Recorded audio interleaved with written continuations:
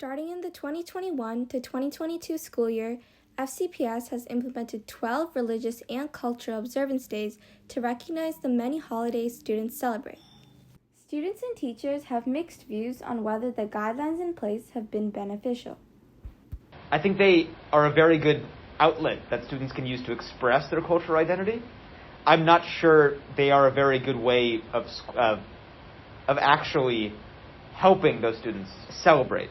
My family is Jewish, so we did celebrate Yom Kippur and Passover at the beginning of the year. Those had their segmented religious observance days. We chose to still come to school. I was afraid that I would miss classes or some instruction that I could not make up for. While some students choose not to skip school, others take the day to celebrate. I stayed home on Lunar New Year. I stayed in touch with my culture by making foods such as dumplings and niangao.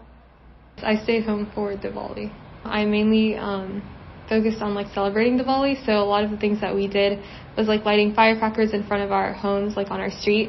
So I actually had the time to do that this year and actually fully celebrate the holiday, which I haven't been able to do in the past. Though everyone agrees that religious observances are valuable, there are other ideas as to how they should be spent. I feel like religious observance days should be days off for everyone because due to the fact that there's still school and some material is still being taught, I know that there's still people who aren't able to really celebrate and connect more with their culture. I think it's important to have religious observance days. The challenge is that there are so many constraints on the schedule already that when we add these additional constraints, it tends to slow things down. The county says that we're not allowed to introduce new material or have tests on religious observance days. It's far easier to make up a test than it is to make up a review for a test.